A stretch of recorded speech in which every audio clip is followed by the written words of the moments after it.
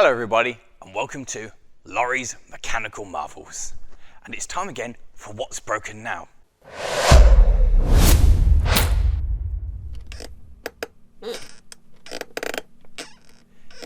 And this month we've actually had some success in the shed. We've made progress with a whole host of our key vehicles. And I've been working on desperately trying to keep two of my cars on the road and get them to the best they can be, so I actually have a car when I need a car. And then, we've got these other things that need to be done in the not too distant future because they're going out on shows or weddings or other things. So, that's basically what we've been working on. So, the 106. Well, that has got its well overdue service. The poor little thing was due a service about 6 months ago, and I hadn't done it because I'm a terrible owner and a terrible person, basically. Servicing a little Peugeot 106 is actually quite easy. It's a tiny little engine and most of it is quite accessible. In fact, you can do it without any kind of ramp or lifts or a jack or anything, if you're prepared to kind of scramble underneath it. The hardest thing is doing the fuel filter at the back because you get a bit petrol-y if you don't clamp the fuel line first, like a certain idiot here. Apart from that, it was all rather uneventful. We changed the spark plugs and the air filter. Well, that was actually filthy and disgusting. The other thing we decided to do was we were going to replace the brakes. So the brakes on the 106 when it was last on the road were jangling a bit there, a bit of a high-pitched squeal to it as you were driving along. And we found out why. There is no meat left on the brakes this side. Rather confusingly, there is meat left on the ones t'other side, but this side, there's not much there. So good job to do, because we're almost out of pads here. Yeah, it turns out that we're not that competent at all. We put the new brakes on, and I took it for a short test ride, and we realised that we should have bled the brakes first, because the car does stop, but my foot is literally on the floor. No worries, we said. We can bleed up brakes, we've got all the equipment. One bleed nipple refused to come out and is now mullered, being a technical term, and the other one turns quite happily, but is blocked. No worries. We can buy some more bleed nipples and replace these and do it as adults, new bleed nipples. I ordered a set of 106 bleed nipples, which turns out they are about that long, whereas the ones that are in the brake calipers are that long. So currently I've got no brakes. And so it doesn't actually currently work, or at least the brakes don't work well enough to take it out on the road. So immediately we failed with our first goal of keeping a pool of working vehicles going. We're back down to having one working car. And that's it. So on the subject of the working car, the MR2 is magnificent and I love it, and it is certainly the best car ever made, and I am very much in love with my MR2. Well, before we go any further, a few of you may be wondering about the Ford t-shirt, kind of as I don't actually own any Fords, or particularly like any modern Fords. Well, you see, when I was in America, we went to the NASCAR, which is quite entertaining, and they have lots of stands around, and I managed to get into the Toyota area because I showed a picture of the fact that I own Toyotas, and they were like, oh yes, come into our special area because you're a Toyota owner. And we went over to the Ford area, and there's a big game with a wheel, and you spin the wheel, and if it landed the right place, you won something. I didn't, but was chatting to the person and went, I really like the Ford Sierra. And they went, oh, the new Ford Sierra, oh yeah, it's lovely, here, have a t-shirt. And I was like, no. The old Ford, never mind, I'll have a shirt. So I have a shirt because I like the Ford Sierra. The old one, the proper one. Anyway, moving swiftly on. The MR2 is wonderful, and I love it very much. And we spent an entire day trying to sort the exhaust out. And when I say we spent an entire day, I mean literally, I was under the car for an entire day. And all I succeeded in doing was making it worse. So we replaced the manifold. I bought a new manifold. Well, when I say new, I got a replacement manifold. And in all fairness, that has fixed the leak on the fourth bank. The manifold is now sealed and is not leaking on the top. It was a pain to get in because the mounts on it would not come off for love nor money, and we spent a lot of time mucking around trying to get them off, but nope, they are seized 100% solid. We decided that it was physically impossible to get the manifold in place with them in situ, and then we defied physics, with me under the car and Matt on top of the car, kind of feeding it through. And after, I think Matt kicked it. I think that's basically what happened. He gave it a hard kick and it went through. It's never coming out again. It's there for life. But we got the manifold on, got it sealed up with the studs, which are proper studs this time and not bodged welded in bolts. Got that all together with new gaskets. Took out the leaky cat and reinstalled a replacement. And we fired it up and it sounded terrible. Like so much worse than it had been before. Just cripplingly, depressingly awful. Oh, it's also all the worse after the fact it has taken all day to do this. Something that in my head was going to be a 2 or 3 hour job took the entire day.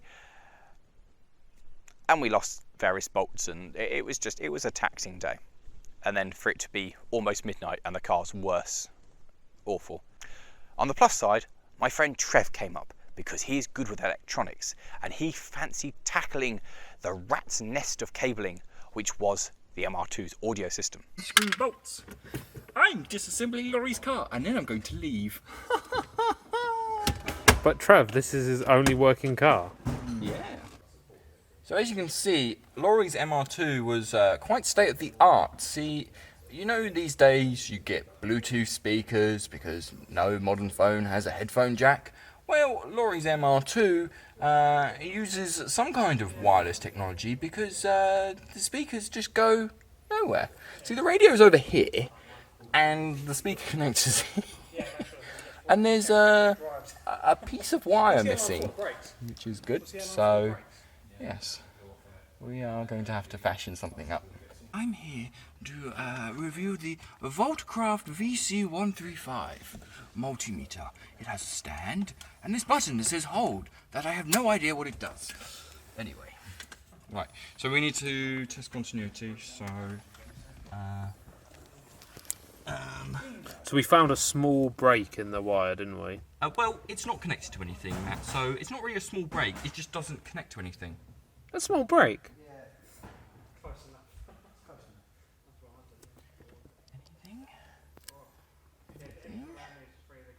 One. Yeah, that means open. Nice. As you can hear, Laurie's car is currently flatlining. So I might just have to run. It's meant to go to the radio. I might just have to run some additional cable. Yeah, but that's going to bugger up my weight distribution, isn't it? That's just going to make the car handle weird. I mean, we just leave it like this. I mean, I can go home if you like. I didn't see his face. I can just go home. I don't have to be here. What? Trev, please come down and fix my car audio. Get here, constantly just abused. You've been here enough to know that's how the things work here. And we discovered that most of it wasn't plugged in. This door that I put on, apparently I just didn't wire up properly or feed the wires through because it didn't work, and the other side was just a mess. But the good news is I now have a working stereo and I can listen to music again. The downside is that it thinks the back is the front and the front is the back, and the back doesn't work yet. But you know, that's work in progress. I can at least listen to music. And the the DAB antenna that came with the radio doesn't actually fit the radio. It was sold as a pack from Halfords, I think, but they don't go together. You need a special adapter thing that wasn't sold. So that's great, so I have no radio. And as you can see by the patch on the back of the car, I have no antenna for the traditional radio. But audio, that is good, and the radio's in and rattles around a bit, but yeah, little steps, little steps. So after my failure, I took this to a garage, back to who fixed the 106 for me, who, for a very reasonable fee, and very quickly sorted it out. So a massive thank you to Fast Fit and It Switch. You guys absolutely rule. Thank you for sorting out this. Because for the first time since I had my incident with the tree jumping out in front of me, this feels like my car again. it sounds almost right. It's still got a bit of a blow on the where the cat is, but it feels like my car. I've got sound in it again. There isn't this annoying noise coming from behind the cabin anymore. That's good. That's sealed, and it's amazing. It's absolutely magnificently amazing. I don't know how I've gone without driving an MR2 as a daily for so long, because guys, it's honestly one of the best things I've ever driven.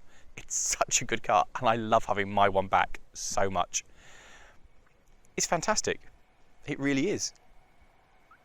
Oh, and the other thing is, we changed the wheels over. We've got these really, really nice wheels on it now, because it turns out the wheels that I had on it were terrible. Now, you guys are all aware of the famous thing about snap understeer on the MR2. Yeah, this one didn't. This one just carried on in straight lines again. So we looked at the tyres on these ones and went, these are better. And I went, yeah, we'll put the alloys on. And took a step back and went, wow, it looks amazing with these wheels. And Matt, Jeffrey and Morgan all went, yeah, we've been telling you that it would look amazing with these wheels for some time. And I agree with them. It just took me a long time to get there. I don't think I'm going to paint them anymore. Guys, tell us in the comments if you think it's a good idea to change the colour of them. But you know what? I think they're gorgeous. So yeah, the MR2 has actually come on a long way and is now, it's getting towards being a proper working car. I also succumbed to the fact that the battery was dying and went to Halfords and bought myself a brand new battery. So now it starts all the time, because it did do a couple of non-starts and a couple of very nearly non-starts. It's just so good. And you know what else is really, really good? The locomotive. My Ruston 48, it didn't break. It did the whole weekend without putting a single foot wrong. And I had a lovely time. And if you haven't already seen it, have a look at the video of my little adventure with the Ruston. But all good things must come to an end. So the Lawrie came back, and this time it was the same crew. So having revealed to me the first time that they had never moved a locomotive before, I now had far more confidence, because this would be the second time they had moved a locomotive. And to be fair, they came straight back, put the ramps down, and straight up we went, with very little drama, and departed the Leyson Works Railway. Who knows, hopefully maybe one day we'll go back, when it's a bit longer, but I don't know. We had a lot of fun. And we took it back home to the Mid-Suffolk Light Railway. The chap reversed up to our loading ramp, put the ramps down, and we reversed it quite happily and quickly down. And so it was safely back home. Little adventure over and done with. The only thing that remains for it now is for the Mid-Suffolk Light Railway to give it a fitness to run exam, because it's customary whenever something goes away and comes back to the railway, or something turns up for the first time, that it gets inspected. So I now have to wait for the locomotive to be inspected by the railway, but I can't see there being anything wrong because it was inspected before and it was fine. So it's probably fine. It still works and I'm happy with it anyway. So onwards to our project vehicles. Jupiter. So, you might notice that not much appears to have happened up here. The engine bay is still off. The dash is still out. So what have we done? Well, by pulling off the top here, and there's various bits now disconnected on the injectors and the fuel line, we think, and I stress the word think, we found the loose union where it was dribbling fuel. And that's now been tightened up. And when I say loose, I mean it was finger tight. So hopefully that was gushing fuel out of the bleed off returns. Hopefully Jupiter now will not dribble diesel anymore and will be more efficient, because we're not going to be throwing diesel out as we're going along. But I haven't actually had a moment to clean it all up and put it back together again. So yeah, we'll do that later. The other big thing that has happened is now the siren and the two-tone no longer work. But it's not as catastrophic as you might have thought, dear viewer. Oh no, for I have installed kill switches, which conveniently have a on and an off position. And if I now turn that on, now I believe technically this is a legal requirement. is to have kill switches so you can't activate your blue lights or your siren when you're out on the road. So go me for now installing it, because clearly the fire engine has never been out on the road before. Or it has always had the blue lights disabled before going out on the road. So yeah, we've done that. They're wired in now. Nice little kill switches. And whilst I was doing this on my own the other night, well, without a cameraman, I forgot which wire I'd taken off. I'd taken out the switches and spliced in the kill switches. So I went, well, let's touch this to this and see which one it is. There was a bang and a spark, and then the blue lights didn't work anymore. So I went, alright, let's open up the fuse bay, and started looking at the little diagram here and working at the fuses, lifting these up, and worked out what had blown. I then had this genius idea that the reverse lights have stopped working.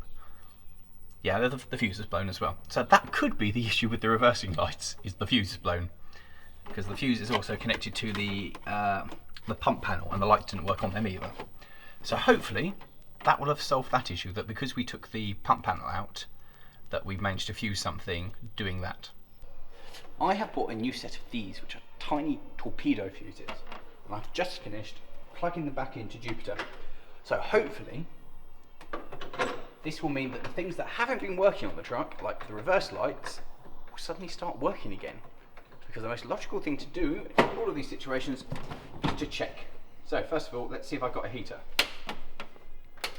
Damn it. Oh, actually I might need the keys. Could you grab the keys? Please grab the keys.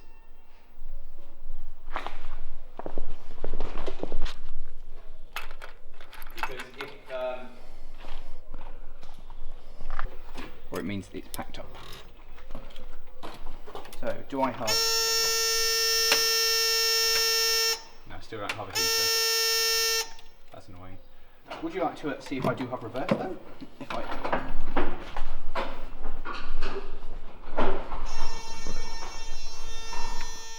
No, you don't. No reverse? No, nothing at all. That's annoying. I was hoping that would give me reverse gear again. You do have reversing lights. Oh, do I? Yes! That's good. So the only thing that doesn't seem to work is the heater. So we need to investigate why the heater doesn't work, because if I haven't got a working air dryer, then the air that I'm compressing at the engine isn't being dried out so that it can be wet air, and you shouldn't be storing wet air, because if you get moisture in your air brake lines, then your brakes will stop working. That is bad. So we better go and investigate why that doesn't work next. But she's coming forward. That's another little thing working. So when you watch this thing, guys, I will have about a week to get it back together again in one working piece to take it to the show that I booked it into. Which you, looking at this, would go, oh well, Lawrie, you've not got that much to do, it's just put things back together again, install your new light bulbs, put the covers back on, and it will be fine. I don't actually have the new airlines that have been commissioned. So at the moment, it's not going anywhere at all. So once again, as you might notice, this is becoming a reoccurring theme in the shed. I have 100% failed to take any notice to the main priorities of things in the shed, like that thing, which I probably should have prioritised above everything else. The good news is that I have a new friend called Craig, and Craig likes fire pumps. What's actually been causing this pump to leak? Well, after stripping it all down, we found out the oil seals were knackered inside the gearbox, and then a lot of the O-rings were all flat where they've worn out on the shafts. So we've switched them out, put it back together again, and let's see if and hope that it's solved the leak. Yeah. Well, what was it doing before? Was it bypassing oil or just leaking water? I think it was a bit of both.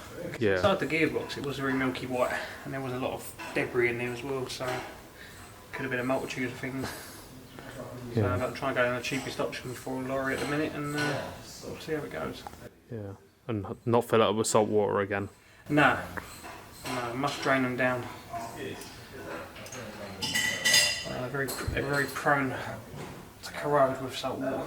Yeah. Even with it all being bronze, I would have thought that would have been a lot more resilient. The impellers are good as gold, it's the actual housing around them. Or the cast iron, yeah. Yeah, well, you've got the aluminium between. You've got the cast iron gearbox, and you've got an aluminium pump body. Yeah. That's where a majority of the corrosion is, but the volute case in here is good as gold, so...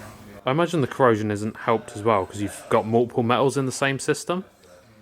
Yeah, no, I suppose that wouldn't help. Yeah, especially because the salt water, I think, acts as an electrolyte, and then they both just eat each other away. Yeah, that's right. So I've cleaned it out for him, and we've just got to make sure he drains down every time the pump gets used. Yeah, saved him buying 400 quid in 2 seals. Yeah, exactly. I mean, it's also something that somebody could make, so it's not the end of the world. Yeah. So, no, it'd be quite nice to see it finished. See it actually being a fire engine again. Yeah, do what it's meant to do.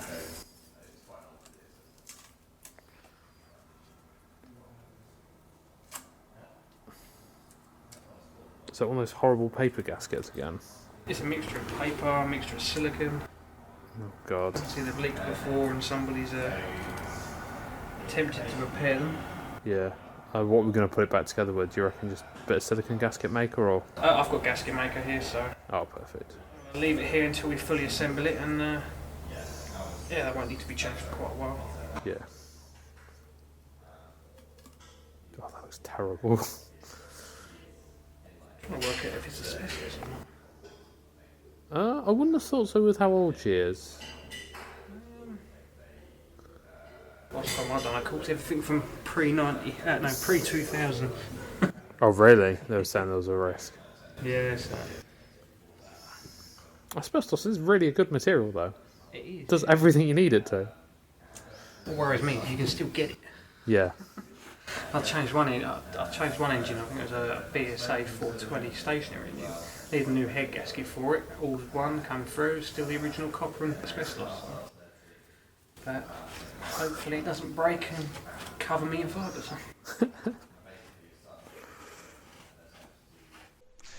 So Craig came up to the shed and looked at the pump that we, the LMM team, had started to attempt to disassemble, and basically pulled some more of it apart and showed that we weren't entirely useless because he couldn't get it apart here.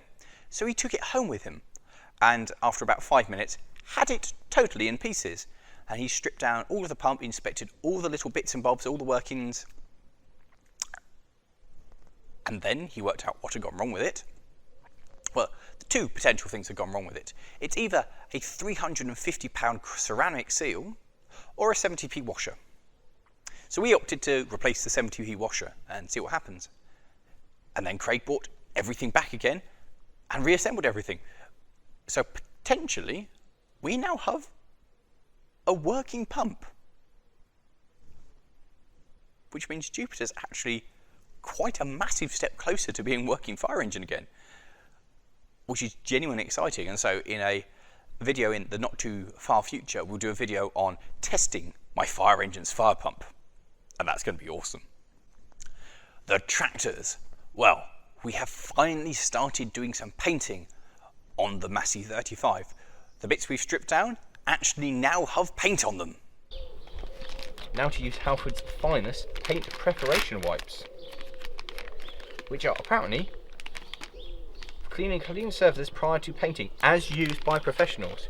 So by process of elimination, or deduction, as I am using these wipes, I must be a professional. And so kind of is not concluded, but so continues a process that we started like 3 months ago. Also, it's worth pointing out that this is Rust-Oleum that's going on, so they're going red. They're not actually going to be red, they're going to be grey, but it's just, yeah. Look at that whole horrible stuff that we've taken off there, so it's now ready for that painting. In actual fact, I think we did a half decent job of cleaning these up. These are. But Matt, you and I are both in the shed. Who could possibly be driving past making noise? Now, I was taught to paint by somebody who actually painted steam engines. That's his job. He painted steam engines for a company that restores and overhauls steam engines, a modern company. and he taught me how to paint. So if he's watching this, I'm really sorry for doing it so badly.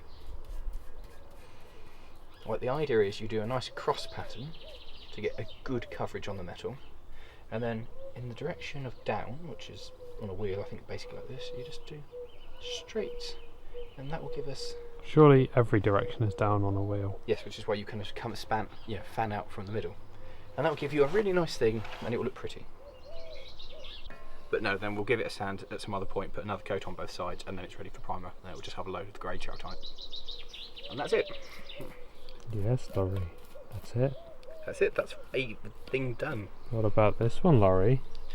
Well, that's the one I thought you were going to paint. What about the ones in the shed, Lawrie, which still aren't grinded? That's content for next week's What's Broken Now.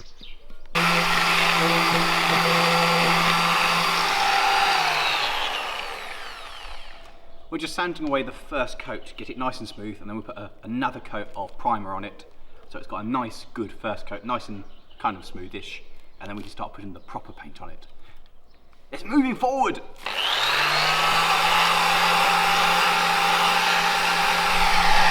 So you know what? That's genuinely exciting.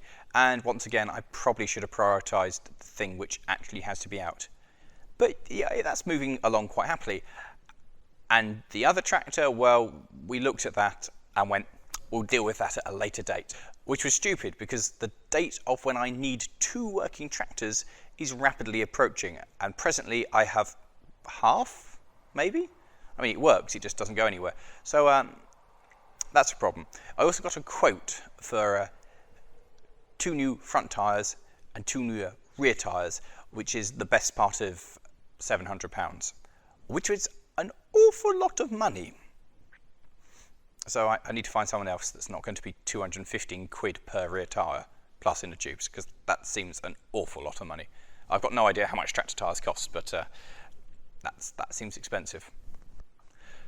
The Lotus, the Dodge and the Turbo. Well, as we said last month, nothing's actually happened with those because we've been concentrating on the more pressing issues, of which we've done a really bad job of. Now, when my friend Trev was up here, helping me sort out the MR2, he couldn't resist having a look inside the Supra. And so the Supra has had a tiny, tiny little bit of progress. I think we get a bit better light. I don't like the noise that door makes as it opens.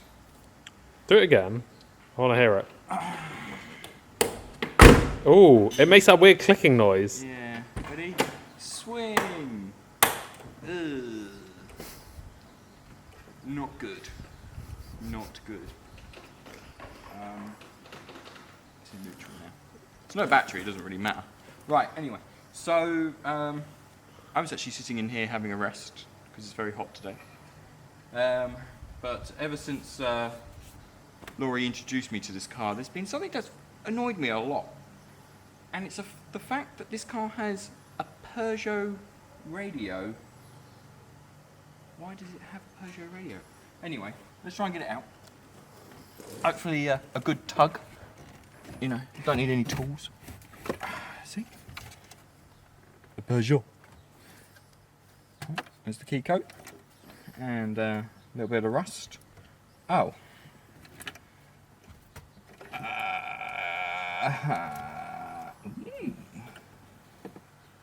Just in case. Hope that's rust. We don't know the history of this vehicle. It could have been used in something quite criminal. But the biggest crime here at the moment is putting a Peugeot radio in a Toyota. And someone, you know, it's not one of these ones where someone's just put a radio in it just because they don't like a hole. No. Someone has rewired the Peugeot specific audio connector to connect to this cassette deck.